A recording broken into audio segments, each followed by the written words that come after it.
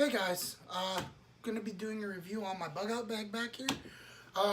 But before we start, I just want to tell you guys to, if you're on Facebook, go ahead and head over to Facebook and like the Small Town Sheepdog Facebook page. I just started it up last week, and I'll be posting when there's new videos come out. I'll post them on there. I'll post the link on Facebook, and obviously, if you're subscribed to the channel, you'll get the notification when I do a new video. So, without further ado, let me adjust the camera, and I will throw my bug out bag up here on the counter, and show you what's all inside. Hey guys, I just wanted to tell you about my bug out bag before we dive into it. This is a bag that I got while I was in the Marines. I bought this bag, I believe it was about $75. It's a very heavy nylon, I don't want to say nylon, but it's like that Cordura material. So, very, very heavy bag. I'm in the process of getting another one that is a lot lighter. I would say just the bag itself, nothing in it, probably weighs a good 2 pounds. So, that adds a lot of weight to the bag, which is why it primarily stays in my trunk. I have taken this out on a hike. I do not want to do it again. So that is my main focus right now, is getting a new bag that will fit everything that I have in here. I check my bag about every 6 months. Also, this ensures that I can have my summer setup good to go, and then my winter setup good to go. Next to my bug out bag in the trunk, I keep, if it's wintertime, I keep a pair of my old military boots. If it's the summertime, I have a pair of like hiking shoes that I wear. In a cinch sag next to that, I keep, in the wintertime, I have a fleece jacket that I keep in there as an extra layer in case I need it. I keep extra socks, extra underwear. I keep a t-shirt also in there. In the summertime, I take that fleece jacket out and I throw in a pair of shorts and I swap out the socks. I go from long military issued socks to the short ankle socks that I wear with shorts. Just common sense here, changing of the seasons. I won't need a jacket in mid-July when it's 90 degrees outside. So, without being said, let's open up this first pouch. Opening it up, first thing you see, I have 2 reflective belts. You never know when you're stranded on the side of the road and you have to change your tire. Throw one of these bad boys on along with your 4-ways. Cars will see you 10 times better. I also keep writing instruments. Here I have just a basic Bic pen and a Write in the Rain notebook that I got while I was deployed. I also have copies of my social security card, driver's license, bunch of personal stuff you guys don't need to see. I have basic first aid, little handout flyer. Another good reason, always a good thing to have this, just in case you need to refresh yourself. That's all I have on this first pouch. Let's go to the back real quick before we dive in too much further. Right here, this cell phone pouch. Don't use it for a cell phone. It's a mirror. It's a signaling mirror. On the back, it tells me how to signal someone. So, if you've never done it before, instructions on the back. Easiest way. Breaking it down Barney style. I have a Camelback inside of here. This is a 3-liter Camelback that I have in here. Very good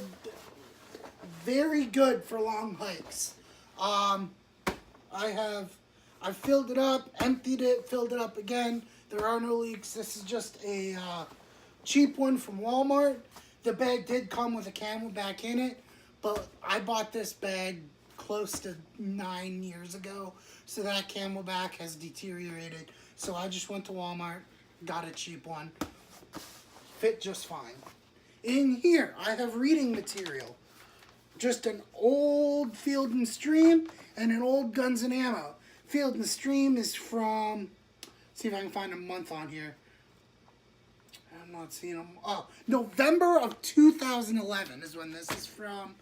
And this is also November of 2011. So, as you can tell, like, how long ago has the Beretta Nano been out? So, just a little bit of rating material. I know this adds a lot of weight. These are coming out. And I'm going to buy a deck of cards here in a couple weeks. I'll tuck those back in. So, back here, we'll go to the second pouch. Okay.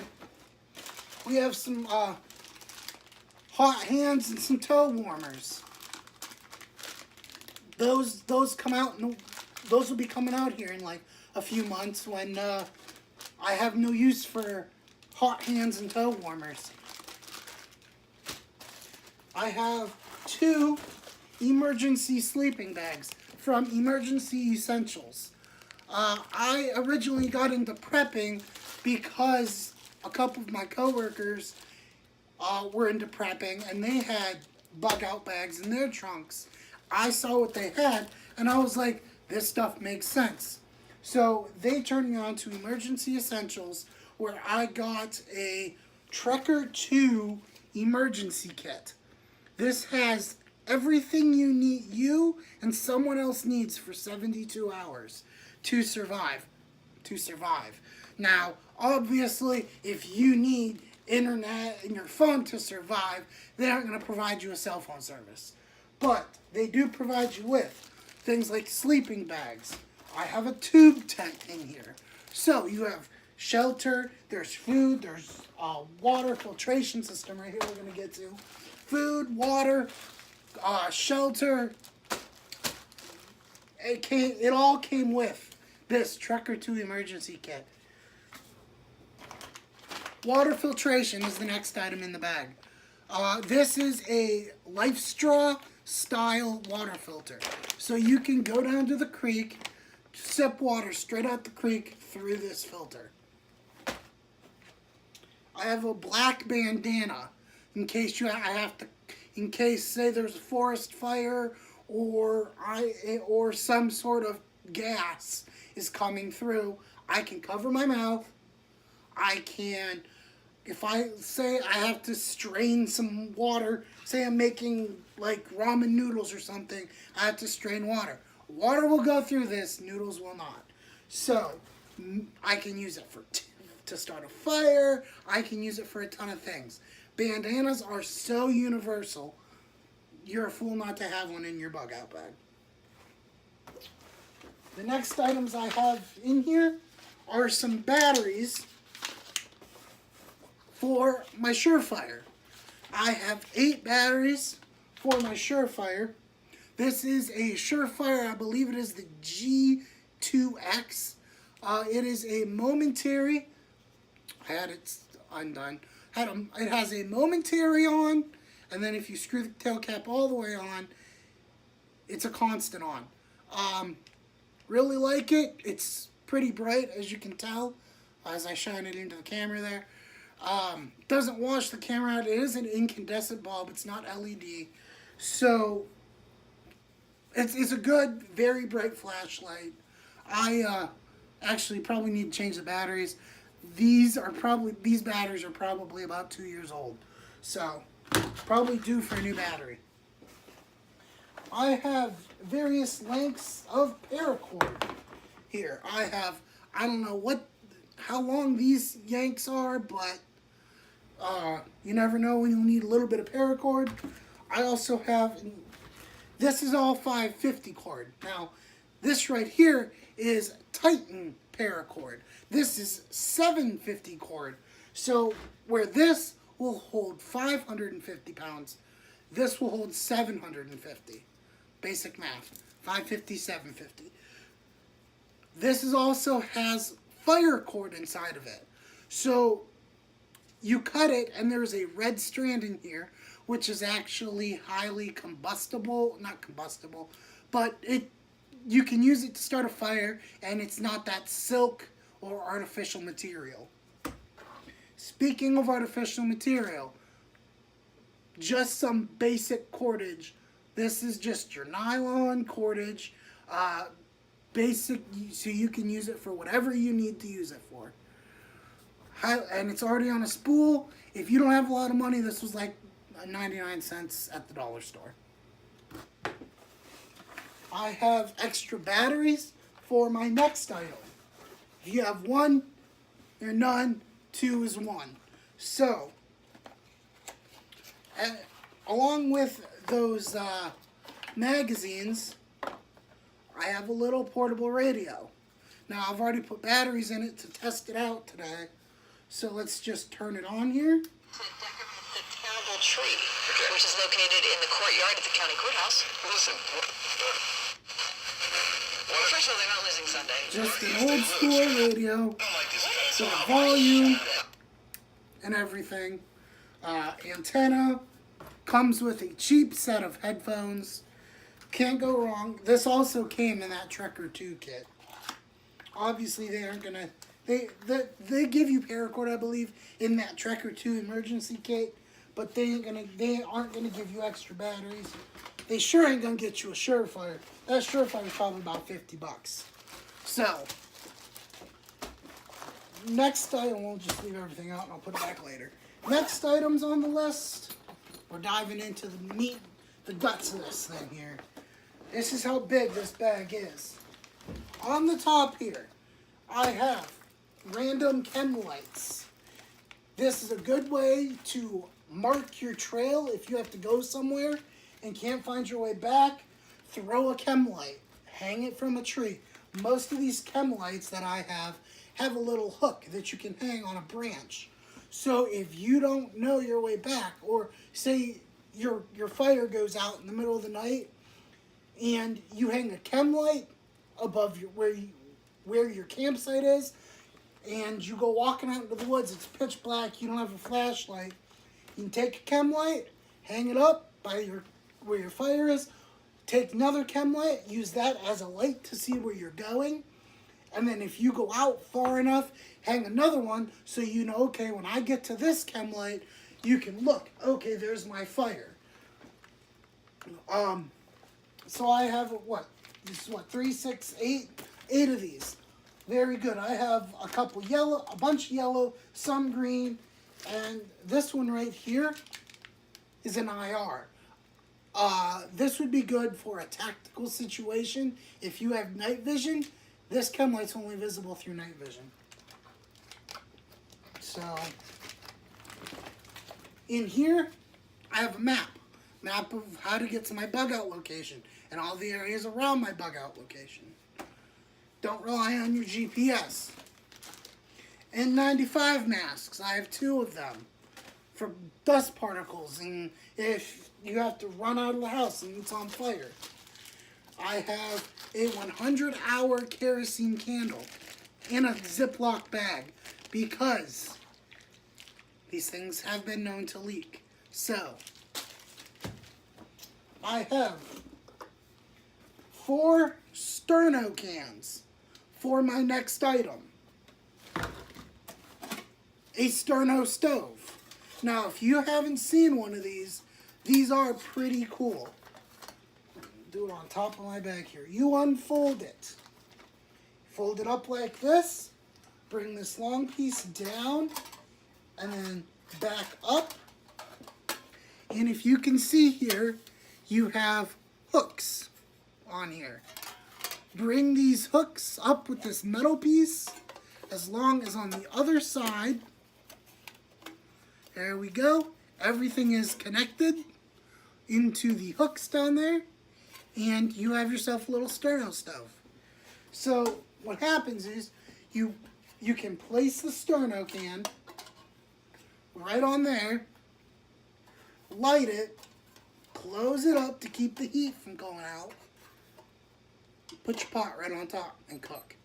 So I have a twig stove coming and I'm going to be doing a comparison. What will boil water faster? The Sterno stove or a twig stove?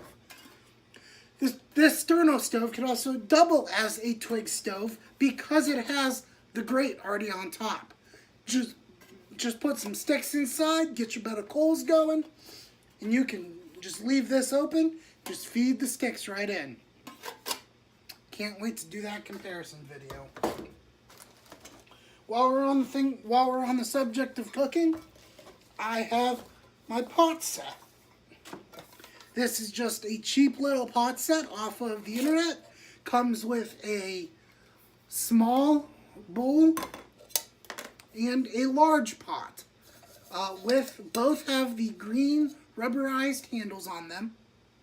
Very nice quality. Got these off of a website called Wish, I believe, which is a Chinese company. Inside these pots, I keep my Light My Fire spork, spoon and fork. Very good, very lightweight. I'll tell you right now, since I have it on the table, that replaced this.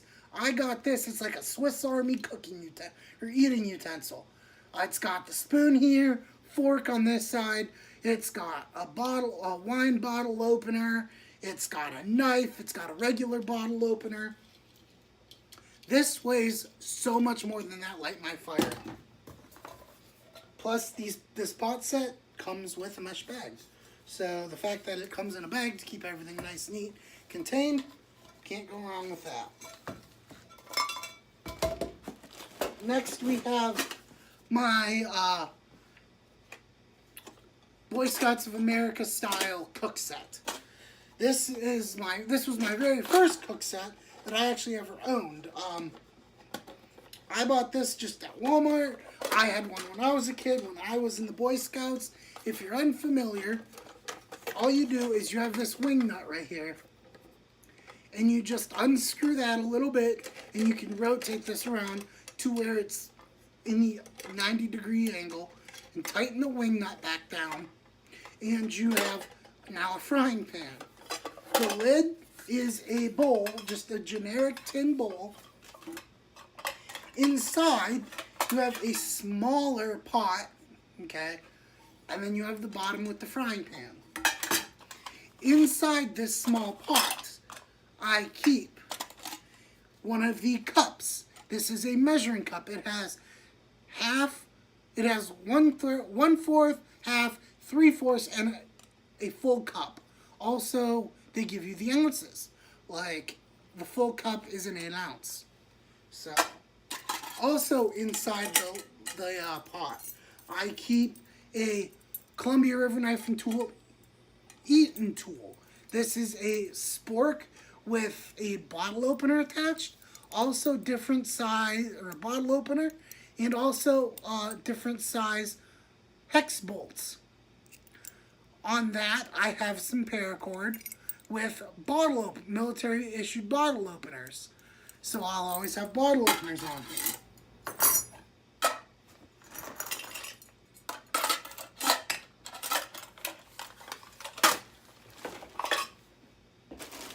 Next in the bag, we have our cutting instruments.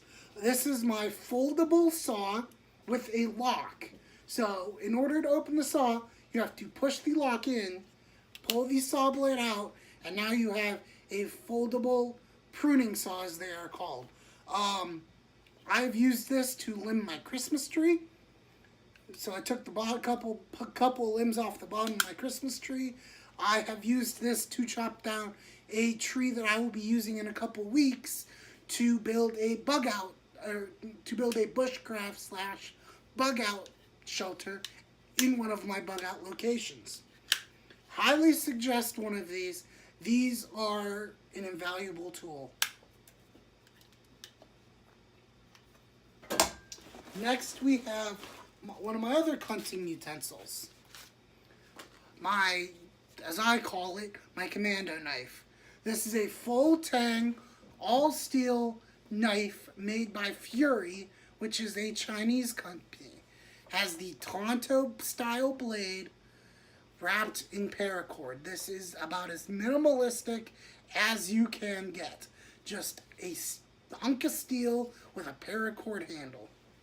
Comes with a nice nylon sheath. With a little bit of Velcro to hold the handle on. When you get a tree that's not able to be a little thicker than what this foldable saw will handle, that's when I bust out this. This is my manual chainsaw. So we all know how chainsaws work. You start it and you just sit there and go. Well, essentially this is chainsaw except you're using your own power. Put it under the tree, put your foot on there, just go back and forth, back and forth. Does the same exact job as a chainsaw, except, or as a regular saw, I should say, but you can cut a lot bigger logs. I mean, if you really wanted to, you and a buddy could get there and you could just go through a log almost as thick as this. Just go back and forth, back and forth. So, I've never used it with a buddy. I've used it myself. I've cut trees down about this thick, about that round with this chainsaw blade. Next we have my food down here in the bottom.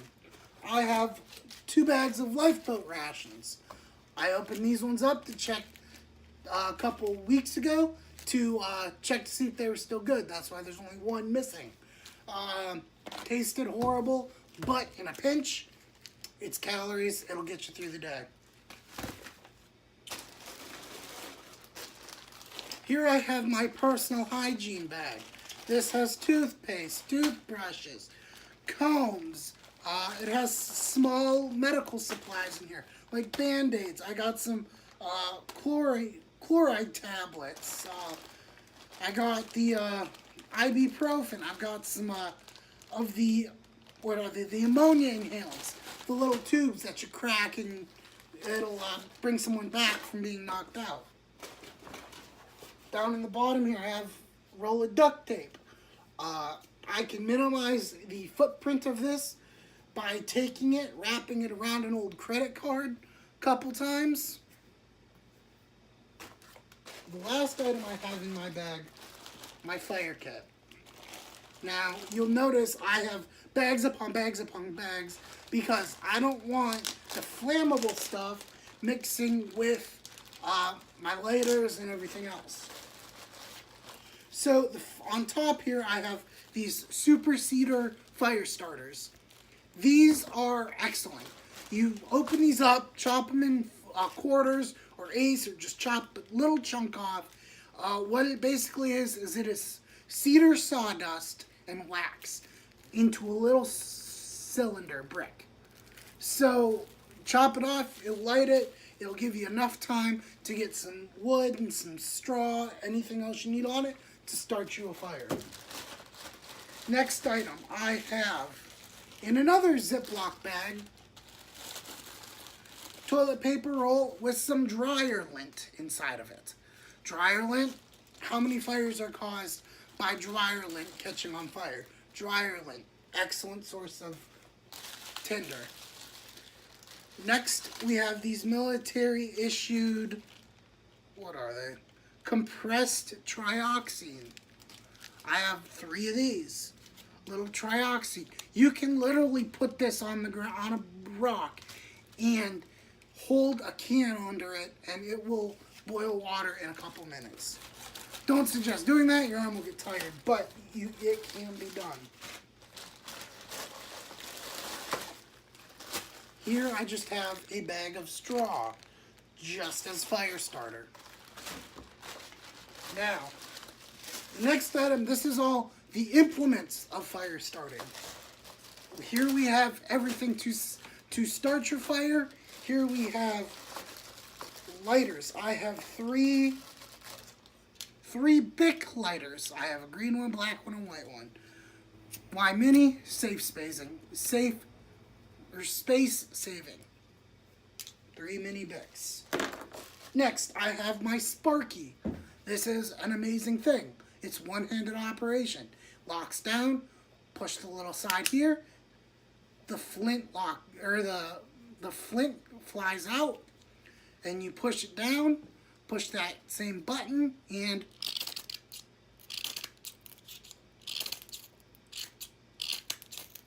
you get your sparks to start your fire. Locks all back in. You just push it right back in, push it in, and it'll lock right back together. Last item in the bag for my fire starter is another flint and steel. Throws a nice big flame.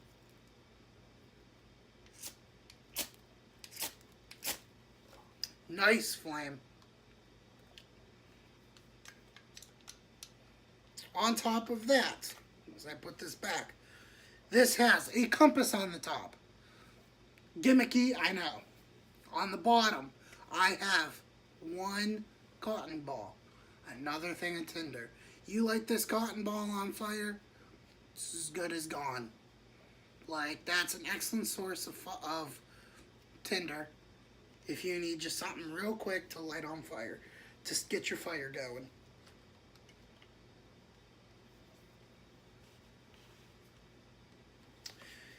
With that being said, that's all I have in my bug out bag, guys.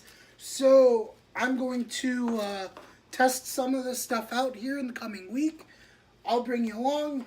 Probably go start a fire here with some of this stuff.